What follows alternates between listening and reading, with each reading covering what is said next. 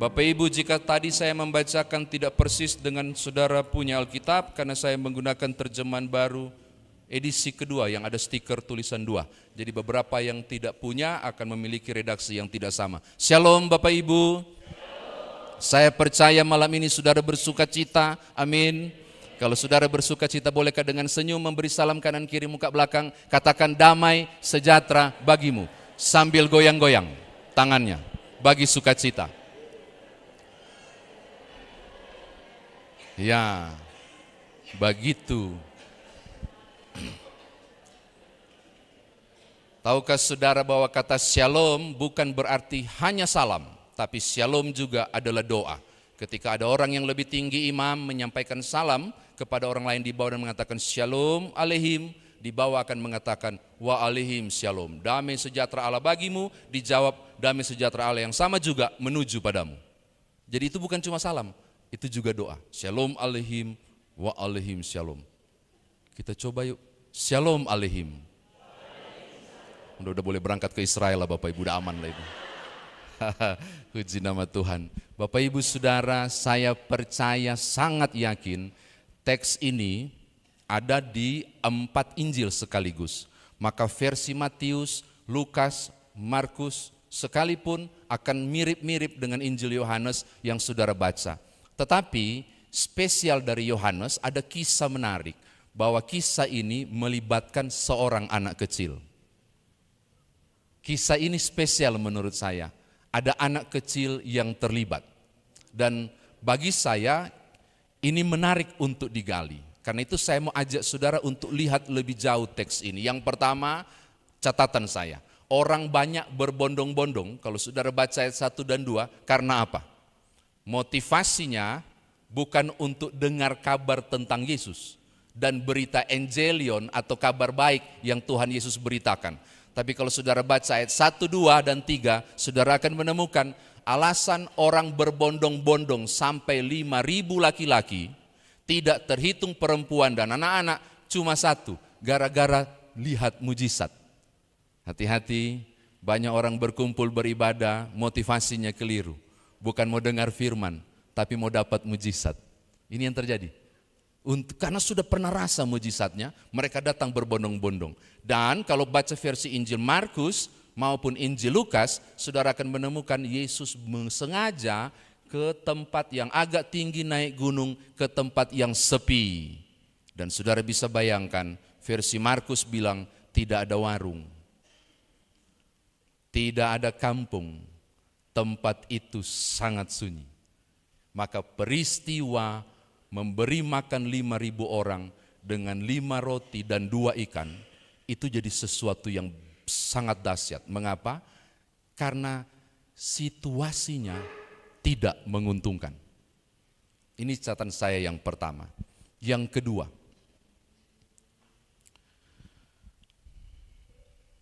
saya ingat sebuah ilustrasi. Ini bukan kisah nyata ya, tidak terjadi di saya, walaupun beberapa terjadi di situasi yang berbeda. Tidak tahu ada berapa teman pendeta di sini, atau saya hanya kenal Pak Pendeta Mowoka. Kalau Bapak Ibu nonton YouTube, kalau saya pimpin ibadah, di bagian pengakuan iman rasuli, kelihatan saya berdiri, tapi sesungguhnya saya nengok sambil baca. Bukan gak hafal, takut tiba-tiba freeze. Karena ada kondisi otak itu tiba-tiba freeze dan tiba-tiba error. Pernah dengar kasus tentang pimpinan DPRD daerah mana tuh, tiba-tiba nggak bisa Pancasila dan orang netizen hujat-hujat luar biasa. Padahal bukan, itu freeze, tiba-tiba error. Nah, saya pernah mengalami kondisi-kondisi error. Ketika berkhotbah misalnya tiba-tiba terambil di mana ya, tiba teng hilang. Tapi ini bukan kisah saya, ini kisah seorang pendeta yang lain. Dia membahas kisah ini tentang mujizat. Cuma saking terlalu cepat dia ngomong, pikirannya tidak sama dengan yang dia ucapkan. Dia ucapkan yang terbalik. Dia nggak bilang, Bapak Ibu Saudara, mujizat terjadi, 5.000 orang diberi makan dengan 5 roti dan 2 ikan. Dia nggak bilang begitu. Saking cepatnya dia ngomong, saudara tahu mujizat terjadi. 5 orang diberi makan dengan 5.000 roti dan 2.000 ikan. Jemaat sudah mulai ketawa seperti Bapak Ibu, tapi dia tetap semangat menyampaikannya. Itu mujizat yang luar biasa.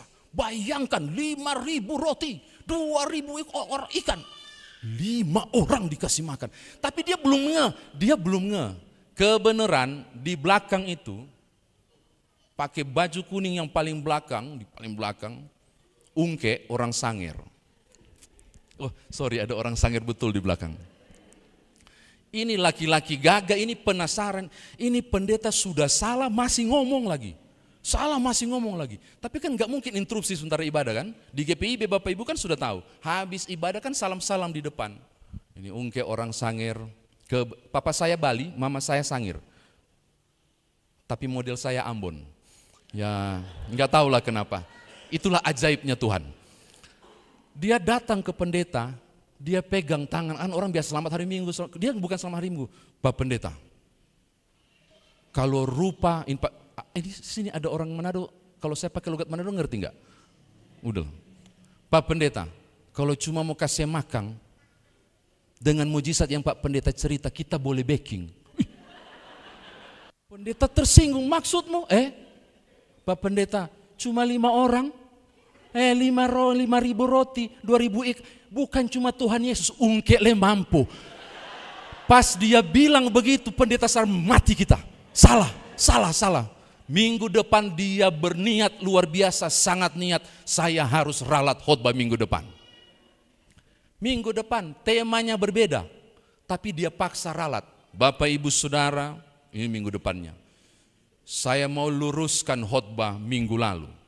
Sambil dia cari mana Ungke punya posisi. Oh masih di belakang. Dengarkan Bapak Ibu, saya harus ralat, itu kekeliruan mulutku. Bukan 5 orang, tapi 5.000 orang. Sambil dia lihat Ungke, 5.000 orang. Dikasih makan 5 roti, ngana dengar 5 roti. Sampai merah mukanya. 2 ekor ikan, kasih makan, ngana mampu nyanda ada. Tuhan mampu. Dengan semangat luar biasa. Pulang gereja, saudara tahu pulang gereja. Orang selamat hari Minggu, Ungke enggak.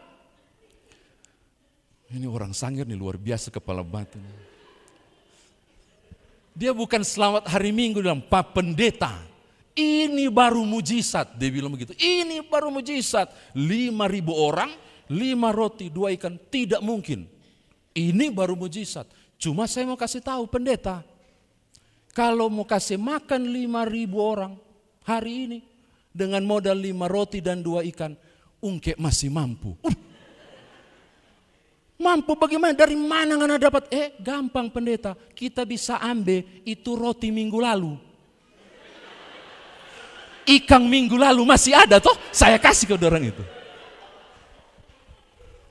Saya mau kasih tahu saudara, ini kisah benar-benar 5.000 orang loh. Bukan 5 orang.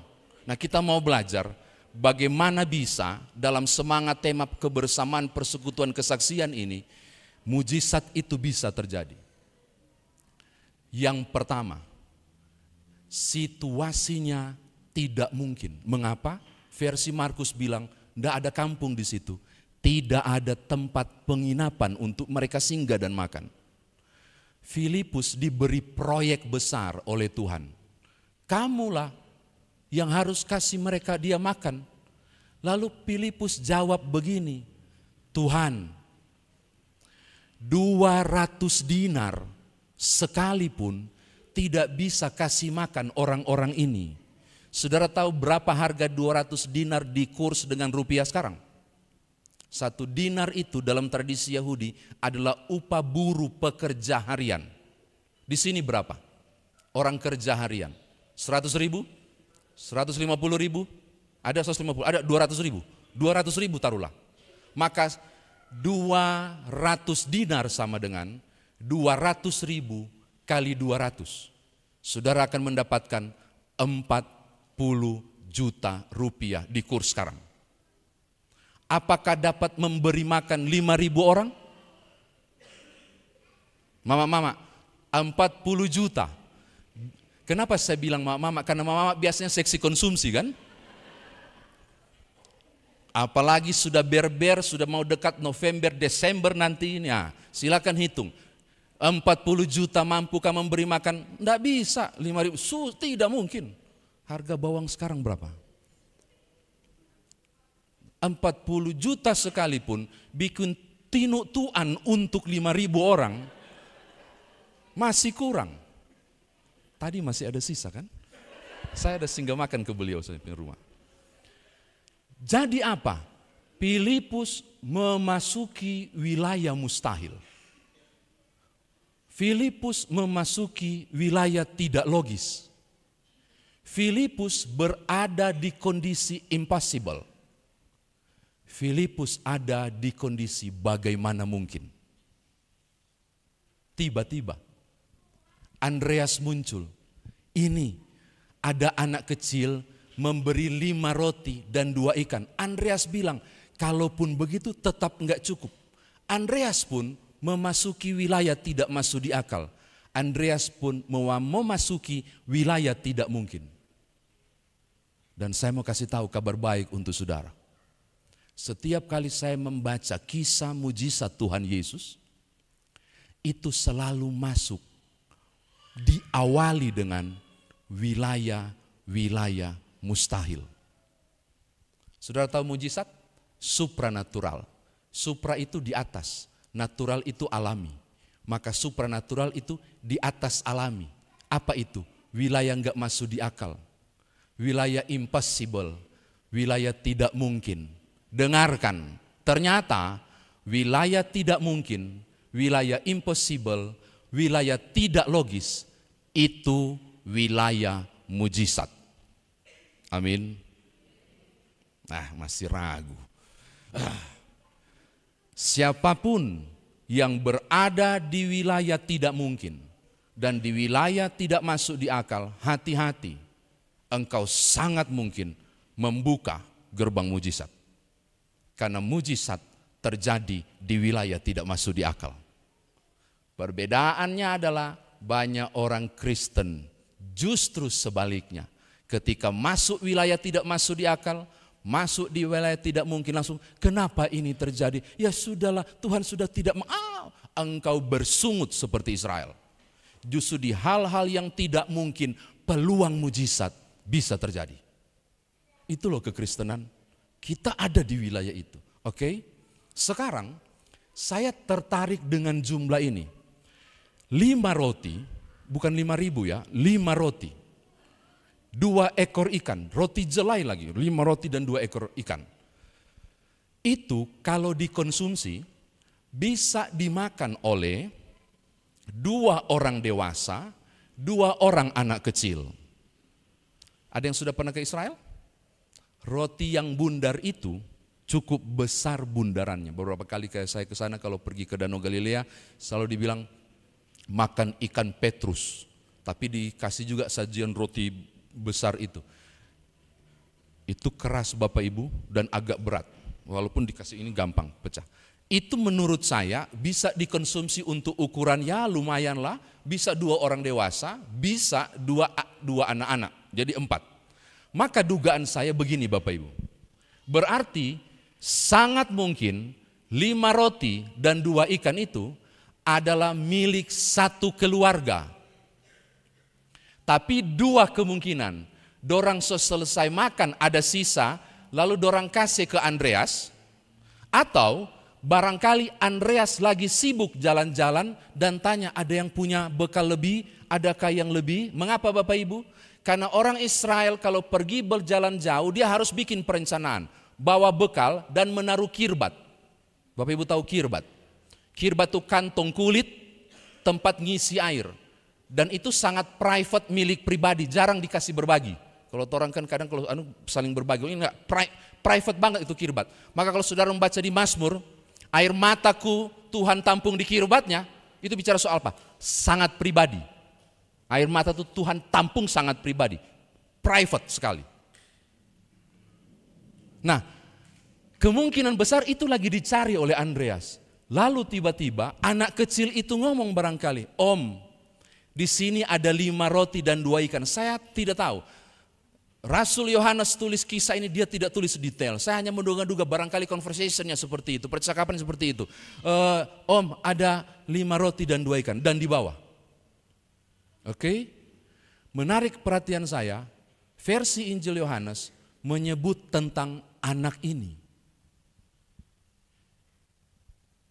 Dan saya penasaran, siapa namanya? Maka kubukalah versi Injil yang lain. Buka, cari lagi buku tafsiran. Barangkali ada nama anak ini. Mungkin kalau dia orang Bali namanya Nyoman Jepun, saya nggak tahu.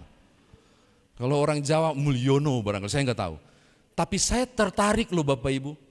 Yohanes, padahal anak kecil ini tokoh utama menurut saya. Setelah Yesus, Tuhan Yesus. Mengapa? Karena 5 roti dan 2 ikan ini punya dia. Dan dia kasih ke Andreas. Kemungkinan besar keluarga ini keluarga murah hati. Yang menyerahkan semua bekalnya atau sisa bekalnya. Tapi yang pasti diserahkan kepada Andreas. Dan orang yang murah hati seperti ini diabaikan oleh Yohanes. Dengan sengaja tidak tuliskan nama. Yang kita tahu cuma satu nama dia, anak ini. NN. No name. Papanya mungkin ada, namanya Bapak NN. Tidak ada nama. Mamanya NN, anak ini NN. Tidak ada sebutan nama. Dengan sengaja loh, padahal ini tokoh kedua sesudah Tuhan Yesus. Mestinya Rasul Yohanes tulis dong. Tapi dia tidak menulisnya. Seakan mau mengatakan sesuatu. Bahwa dari sumber yang diserahkan ini, sang pemberi tidak perlu disebut. Karena pemilik sesungguhnya roti ini dan ikan ini bukan anak ini. Mereka cuma dititipi oleh sumber berkat yang mendoakannya hingga berkelimpahan. Saudara tangkap maksud saya? Bahwa anak ini dengan sengaja dihilangkan. Silakan cari tahu, silakan baca pasal 7, 8, 9, saudara akan terkejut. Setelah itu tokoh yang muncul bukan anak ini. Anak ini berhenti di situ doang. Yang muncul cuma satu tokoh, Yesus Kristus Tuhan. Itu doang. Tuhan Yesus saja yang disebutkan di Injil Yohanes. Seakan si NN ini tenggelam. Mau bilang begini, sumbernya dari dia, sesungguhnya bukan. Dan dia tidak perlu disebut. Tokoh yang tetap harus disebut cuma satu, Yesus Kristus Tuhan yang harus ditinggikan. Amin. Oke, ini yang kedua. Bapak Ibu tahu, ciri khas saya kalau berkhotbah adalah telinga saya sensitif pada batuk-batuknya jemaat. Itu kadang adalah kode untuk bilang ngana so terlalu panjang berkhotbah. Jadi saya selalu mengukur kalau 3 kali dia batuk itu sebenarnya kode, amin, amin, amin lah. Tapi tolonglah kasihan Halim Perdana Kusuma saya delay hampir sejam. Jadi saya mau ambil waktu delaynya untuk khotbah panjang ini. Saya sudah sampai di mana tadi? Batuk 3 kali, bukan soal itu. Sampai di mana tadi? Tidak disebutkan namanya. Sekarang saya tertarik apa yang dilakukan oleh Tuhan Yesus. Apa yang Tuhan Yesus buat? Alkitab bilang dia memerintahkan 5.000 laki-laki itu untuk duduk. Saya yakin bukan cuma laki-laki di situ. Saya yakin ada istrinya, ada bujang. Oke lah, separuh sudah menikah. Berarti 5.000 tambah 2,5, 7,5 orang. Oke lah, dari 2.500 itu ada anaknya 3. Silakan kalikan. Itu jumlah yang melebihi dari 5.000 orang. Dikasih duduk, dikasih duduk. Yang menarik perhatian saya, belum ada mic, belum ada sound system. Bagaimana caranya 5.000 itu di padang yang sangat luas di daerah perbukitan. Kalau saudara pernah pergi ke Israel bisa membayangkan dong bukit-bukit batunya. Gimana caranya Yesus memerintahkan duduk? Saya nggak tahu, barangkali cuma bilang, saya nggak tahu. Atau mungkin duduk, kalau enggak duduk, enggak ada panganan. Duduk. Saya enggak tahu. Saya tidak tahu. Tetapi ini wibawa yang luar biasa. Apa maksudnya? Yesus sedang mengendalikan masalah. Apa masalahnya? 5.000 lebih perut sedang kelaparan. Dan mestinya itu heboh. Tapi enggak, duduk. Masalah dia kendalikan.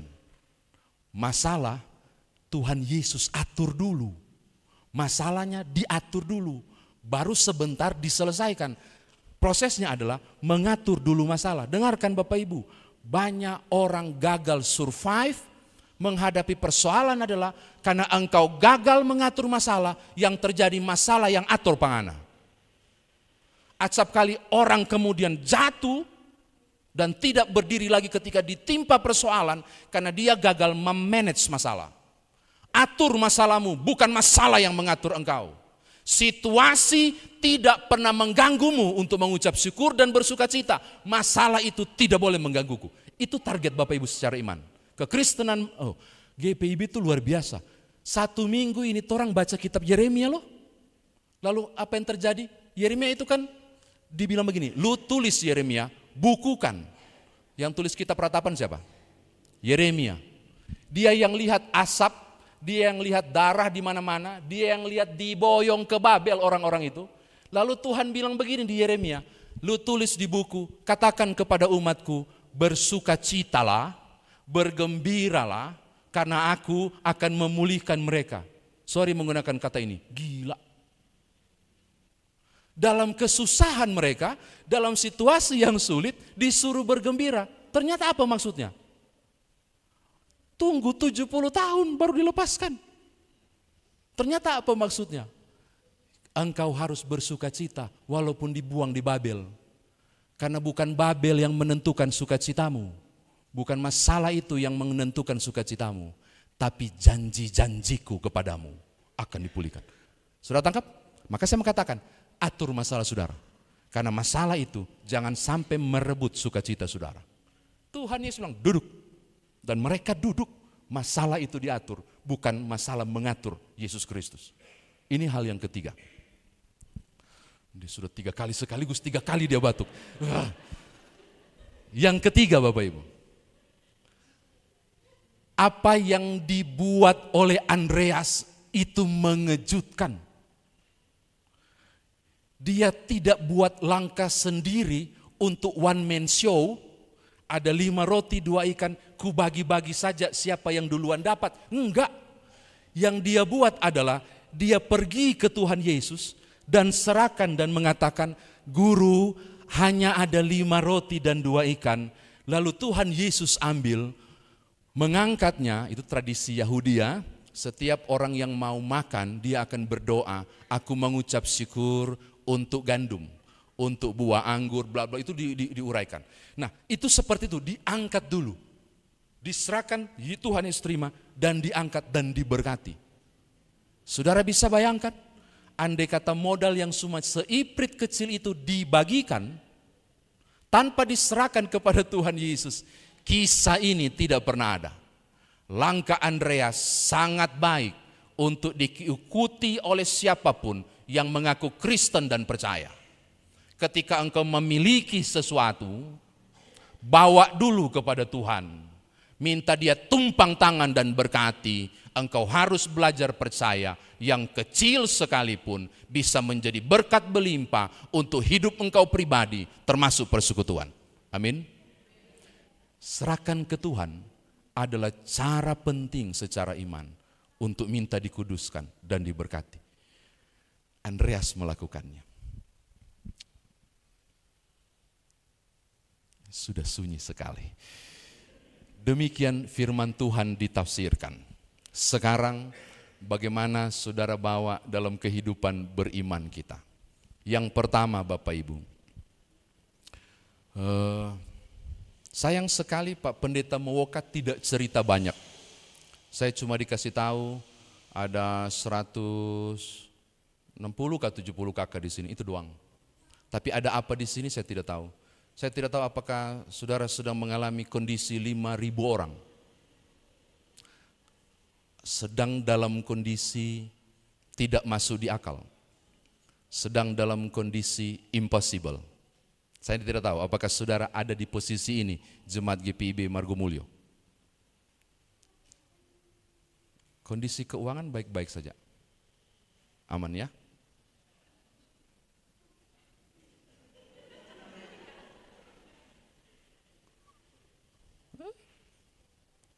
Gereja ini Tuhan punya.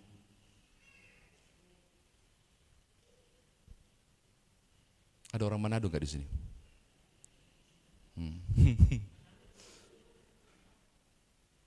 Tape, daerah mana yang paling banyak tape? Selalu saya tanyakan begitu.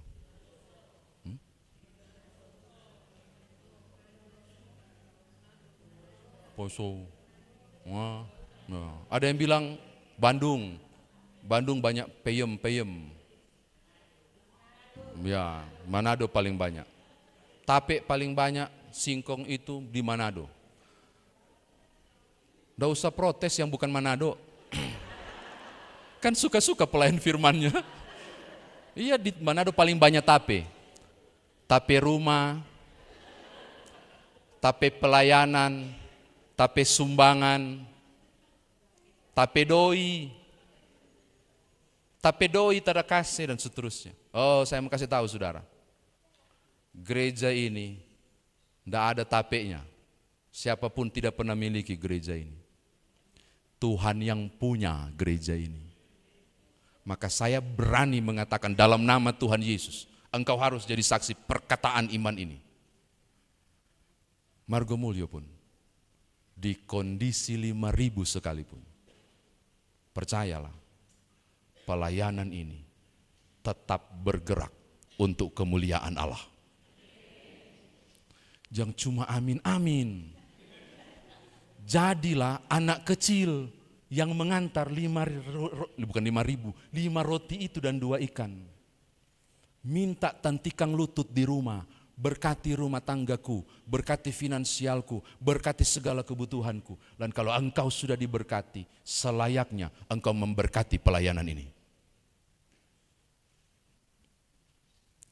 Saatnya saudara menjadi anak kecil ini yang dipakai Tuhan untuk pekerjaan pelayanannya. Bapak Ibu minta maaf, saya harus sampaikan. Saudara bisa bayangkan kalau anak kecil ini enggak ada? Cuma 5 roti dan 2 ikan loh. Kecil, itu berarti loh. Maka saya mau katakan ini, Tuhan pelihara gereja ini. Tapi engkau akan dipakai Tuhan untuk ikut memelihara gereja ini. Itu prinsipnya. Maka perlu ada kebersamaan yang luar biasa untuk ambil bagian di dalamnya. Bagi saya, anak kecil itu memiliki kepekaan luar biasa. Maka saya mau bikin poin yang kedua ini. Kalau tadi saya bilang mujizat terjadi di wilayah mustahil, saya mau bilang begini, mujizat berangkat dari hati yang peduli. Anak kecil itu. Oh enggak dong, mujizat itu dari Yesus Kristus. Oh, saya baca semua perbuatan mujizat yang dilakukan oleh Tuhan Yesus dan saya terkejut. Itu dimulai dari orang-orang biasa. Injil Markus pasal 2, orang lumpuh disembuhkan. Saudara pikir itu jadi begitu saja? Enggak loh. Siapa yang berpartisipasi? 4 orang temannya. Tidak bisa masuk pintu, tidak bisa masuk jendela. Di rumah orang-orang Yahudi ada akses tangga dari luar ke soto rumah. Yang apa nih bikin? Dorang naik, bawa 4 lumpuh itu. Di Alkitab bilang ditilamnya. Saudara bisa bayangkan betapa ramenya mereka itu. Awas ke kiri, terlalu tinggal, itu pasti ributnya minta ampun. Itu keringatan luar biasa untuk naik tangga. Bahkan ketika sampai di atas saya nggak tahu ada tali nggak mereka. Adakah dari 4 orang itu yang pulang sampai keringat-keringatan lari-lari untuk ambil tali? Pasti ada dan ikat. Sayang sekali nggak diceritakan. Diceritakan. Ulur-ulur itu pun luar biasa. Terlalu kiri bos. Enggak kanan-kanan. Kau terlalu tinggi, turun sedikit, awas. Kenapa? Kalau tergelincir bukan cuma kakinya yang patah, leher patah. Enggak jadi dia disembuhkan. Saya mengatakan wow, pekerjaan besar. Dan kalau saudara baca Markus pasal 2 di kisah itu, ketika nengok ke atas, Yesus lihat siapa? Yesus tidak lihat orang lumpuh. Tapi Alkitab bilang ketika Yesus melihat iman mereka loh. Bukan lumpuh itu, mereka loh 4 yang berjuang ini. Tangkap maksud saya. Mujizat terjadi betul oleh kuasa Allah. Tapi Tuhan bisa pakai 4 orang ini. Tuhan bisa pakai anak kecil ini. Tuhan bisa pakai engkau untuk pekerjaan-pekerjaan besar. Amin. Gemes banget saya harus sampaikan ini. Orang bilang diberkati untuk menjadi berkat. Iya, itu betul. Tapi saya ada yang lain loh. Diberkati untuk jadi berkat. Bukan cuma itu doang. Baca kisah janda Sarfat. Baca kisah janda Sarfat. Saudara akan terkejut. Kami cuma punya minyak dalam buli-buli dan segenggam tepung dalam tempayan. Kata dia, satu kali kita baking ini jadi cookies, ongol-ongol, mati kita besok. Dia bilang begitu. Dia bilang loh. Lalu apa? Elia bilang, bikin. Pas bikin, tiap kali dia bikin minyak dalam buli-buli itu nggak habis. Apa terjadi? Apa yang maksud saya? Bukan diberkati loh. Belum. Dia memberkati dulu, baru dia diberkati. Tangkap maksud saya? Dia jadi berkat dulu buat Elia, baru Tuhan kuduskan minyak dan tepung itu jadi sesuatu yang berkelimpahan. Maka saya mau katakan begini, teori diberkati untuk jadi berkat mesti tambah. Kasih koma. Memberkati untuk diberkati. Kisah Elia. Maka saya bilang begini, jangan terlalu banyak menutup. Topang pelayanan gereja ini, saudara akan saksikan betapa tidak masuk di akal 5 roti 2 ikan itu jadi berkat di sini. Amin. DP amin langsung plang gara-gara disuruh menjadi berkat. Bekerja untuk Tuhan, jeripayamu tidak sia-sia. Kalau bukan engkau yang diberkati, mungkin anakmu, mungkin suamimu, mungkin istrimu, tapi firman ini tidak sia-sia. Pasti ya dan amin. Beneran. Tuh dia sudah bilang di belakang, benar. Oke, ini yang pertama di usia 50 tahun untuk saudara bawa pulang. Yang pertama.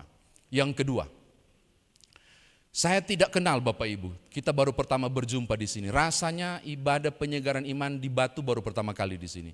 Walaupun saya dengar sudah 2 kali pendeta. Tunggu dulu, di mana itu? Jangan-jangan pendeta Nyoman yang lain. Saya baru 1 kali loh di sini. Itu pun cuma 1 malam pendeta Moka bilang, nggak boleh lebih dari sini, nggak boleh lebih 1 malam, pun cuma boleh 1 malam. Tegas sekali beliau ini. Saya tidak kenal Bapak Ibu.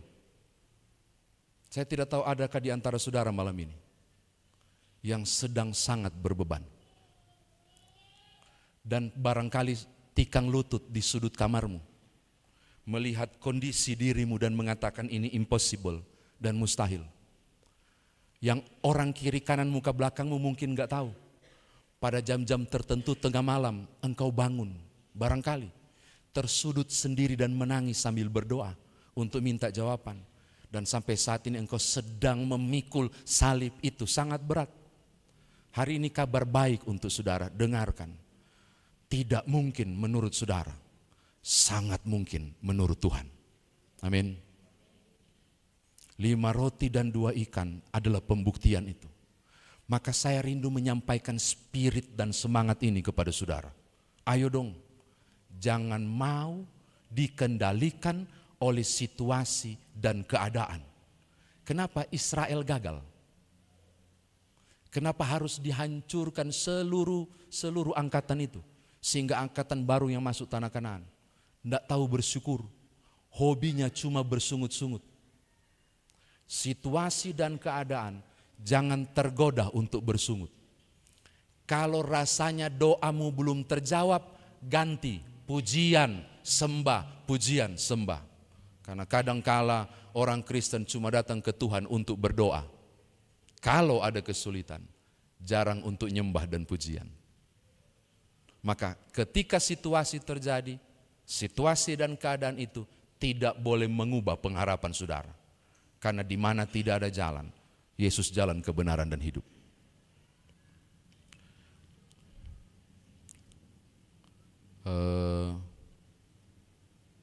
Mentalitas biji kopi, telur, atau ubi.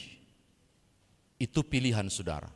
2 yang terakhir, ubi maupun telur, ketika direbus di air mendidih, bereaksi dan berubah. Telur yang rapuh jadi keras, begitu keras. Ubi yang keras direbus jadi lembek. Biji kopi ketika dimasukkan, air panas tidak bisa mengubahnya. Sebaliknya, biji kopi yang ubah air panas itu menjadi aroma kopi yang enak sekali. Bahkan ketika dihancurkan bijinya, menjadi warna hitam dan menggiurkan untuk diminum. Saya mau katakan hal yang sama kepada saudara. Masalah jangan mengubah saudara. Iman dan pengharapanmu mengubah masalah itu bersama Tuhan. Amin. Terakhir, saya dibilang cuma 45 menit. Ada yang bilang jangan sampai selama-lamanya. Memang selama-lamanya. Selama-lamanya gimana? Terakhir Bapak Ibu, saya senang loh tentang NN tadi. NN itu menarik loh. Orang-orang yang anak kecil yang tergerak untuk ambil bagian menjadi karya yang luar biasa hingga kisah ini dicatat walaupun namanya tidak tercatat. Dan itu enggak mudah loh. Di zaman sekarang itu tidak mudah. Saya enggak tahu kalau Bapak Ibu yang non GPIB. Kalau kami di GPIB Bapak Ibu mau informasikan, di Warta Jemaat itu bukan cuma warta pelayanan. Di Warta Jemaat, ini ada yang bukan GPIB enggak di sini? Nanti minta contoh ke teman-teman GPIB. Di Warta Jemaat, laporan keuangan itu sangat lengkap. Uang parkir sekalipun masuk di Warta Jemaat. Benar enggak? Tanya beliau. Kita itu sangat terbuka luar biasa. Tapi saya yakin beberapa di sini pernah mengalaminya. Tiba-tiba fokus khotbah berubah. Sudah tidak fokus di khotbah, tapi fokus di Warta Jemaat. Di halaman 4 bagian akhir. Kiapa tapi namanya ndak ditulis. Ndak ada. Ndak betul ini dorang. Semulai bermain ini uang. Engkau kehilangan sukacita. Firman engkau tidak dapat. Iblis tabu gendang. Engkau pulang dengan hati yang membara. Dan tidak jadi berkat. Hati-hati.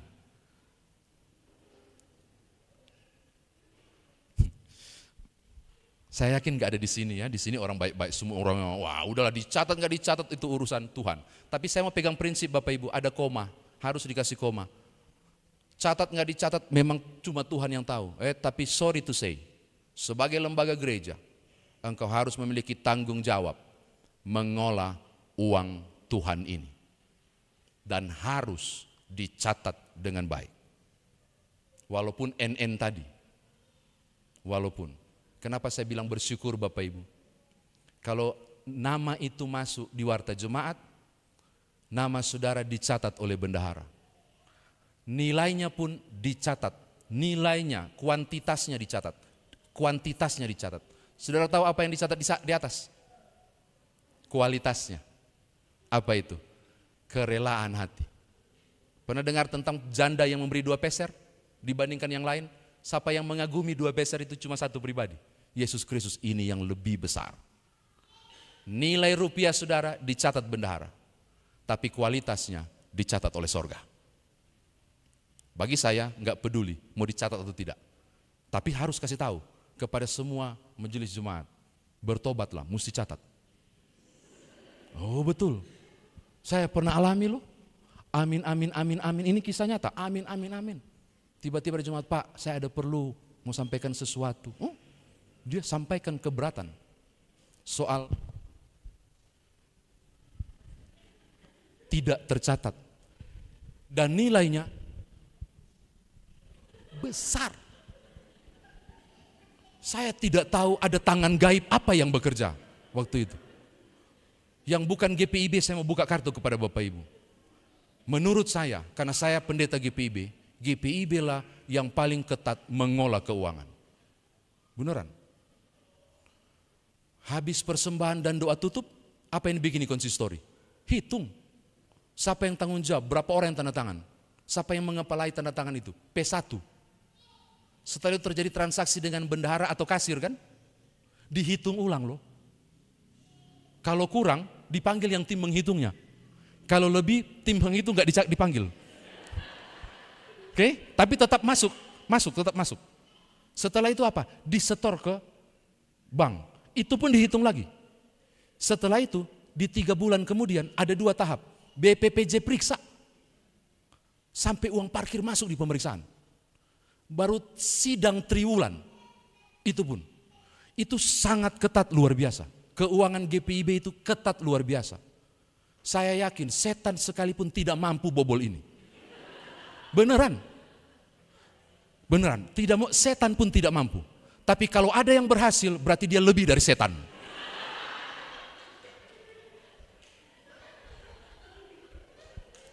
Tapi di sini nggak ada kan? Hanya Tuhan yang tahu ya. Ya. Saya yakin nggak ada lah. Nggak ada yang berani, Bapak Ibu. Siapa yang berani? Itu status yang dihitung di konsistori rupiah-rupiah itu. Statusnya berubah loh. Waktu Bapak Ibu bawa dari rumah, itu namanya uang saya. Kantong itu kantong apa? Inventaris Margomulyo kan? Maka ketika P4 bilang, marilah kita memberi persembahan dengan mengingat kata firman Tuhan di 1 Korintus, paling hobi tuh. Barang siapa menabur banyak, akan itu kan pasnya bawa persembahanmu, kantong itu lewat, kita kasih, tak, berubah loh statusnya dari uang saya berubah jadi uang Margomulyo, karena itu inventaris. Tapi perubahan ketiga menarik. P4, mana itu mimbar? P4 tadi mana biasa? Di sini? Oh situ. P4 tiba-tiba berdoa kan? Bapa, dalam Kristus Yesus, kami menyerahkan persembahan ini. Wow! Pas bilang menyerahkan, statusnya berubah. Dari uang saya, berubah ke uang Margomulyo, berubah ke uang Tuhan. Maka siapapun yang bermain dengan uang Tuhan, tampias ngana. Itu loh arti bersekutu, bersaksi, itu didisiplin seperti itu. Ini kenapa ketawa? Ada kejadian kan? Nggak ada kan? Kok saya mulai khawatir nih? Nggak ada ya? Nggak ada lah. Nggak mungkin lah orang berani macam-macam dengan uang Tuhan dong. Nggak mungkin. Walaupun kadang saya curiga sejak saya masuk di Jakarta, doa konsistori tutup itu berubah loh. Bukan cuma Bapak kami bersyukur, ibadah sudah selesai, pelayanan ini Tuhan sempurnakan, lalu biasa amin. Ini ada sebentar kami akan menghitung persembahan. Saya maksudnya apa nih? Tuhan awasilah kami. What? Tuhan sudah jadi CCTV. Oh no, itu kesadaran engkau bahwa itu punya Tuhan, olahlah dengan baik. Maka mau NN atau tidak NN, dia itu diberkati, engkau yang mengolahnya diberkati. 5 roti 2 ikan, memberi makan 5.000 orang. Amin. Tadi terakhir, ini terakhir sekali. Di ulang tahun yang ke-50 ini, saya mau tutup, mau bilang begini. Jangan lupa angkat hati buat Tuhan. Setiap berkat yang engkau peroleh, jadilah seperti Andreas yang tidak langsung pakai, tapi antar dulu kepada Tuhan. Dan kemudian Tuhan tumpang tangan dan berkati. Gaji sebulanmu barangkali, uang pensiunmu barangkali, hasil jualanmu barangkali. Jangan langsung pakai, pas ada sambayang dulu. Dan ini nggak tahu harus diajarkan dan disampaikan. Syukuri dulu, baru bilang ke Tuhan, berkatilah agar cukup untuk kuliah anak-anak yang berat sekali Tuhan. Sampaikan. Saudara percaya? Hitunganmu dengan kalkulator sangat mungkin salah. Serahkan kalkulatornya pada Tuhan. Dia akan cukupkan. Orang cuma berani bilang Tuhan maha kaya, martape gaji kecil. Enggak, Tuhan maha kaya, titik. Syukuri apa yang ada. Bawa ke Tuhan. Engkau akan melihat orang yang bersyukur adalah orang yang diberkati. Saya mau kasih koma. Tapi, tarik dulu dong. Ini buat persembahan ibadah keluarga, ini ibadah rumah. Kasih ke Tuhan persembahan, jangan sisa belanja. Tapi sisihkan dulu. Aduh, omaku itu kalau pergi gereja dengan mamaku, Kami kecil belum kenal setrika listrik Bapak Ibu, setrika ayam. Saya nggak tahu ada nggak Bapak Ibu pernah lihat nggak? Warna hitam, pakai arang. Yang beliau buat bukan cuma setrika baju, uang kertas itu disetrika, kasih basah dulu, gitu. Taruh di Alkitab baru persembahkan. Sekarang coba pikir, banyak orang dia purici dulu tuh persembahan, bobo anyer, baru taruh di kantong. No. Berikan yang terbaik pada Tuhan. Setelah Tuhan memberkati engkau berkelimpahan, habis tikang lutut terima gaji, sisihkan. Jangan sisakan, sisihkan. Sisihkan, itu disiplin engkau mengucap syukur. Pada level yang lebih tinggi, karena di YouTube nanti dibilang dipaksa-paksa untuk keuntungan pendeta Nyoman Jepun, kagak. GPIB tidak pernah memberikan persepuluhan untuk pendeta, tidak ada. Selalu ke rumah Tuhan. Kalau berani tantangan iman, tarik 1/10. Sebagai tanda engkau mengucap syukur. Dan saya menantang saudara untuk Maleaki. Ujilah aku, kalau aku tidak membuka tingkap berkat bagimu. Selamat ulang tahun. Nutupnya enggak enak ya. Kok dihubung-hubungkan dengan persembahan? Ya dong, engkau sudah minta diberkati, biarlah diberkati. Saya mau tutup. Selamat ulang tahun ke-50. Selamat bersekutu, bersaksi, melayani. Buat tetangga kiri kanan, muka belakang tahu ada Yesus Kristus di sini. Buat sekeliling tahu ada kehadiran Kristus di sini. Ditandai dengan kesediaanmu untuk bersatu dalam kesatuan dan bersaksi untuk kemuliaan Allah. Tuhan berkati saudara. Haleluya. Amin.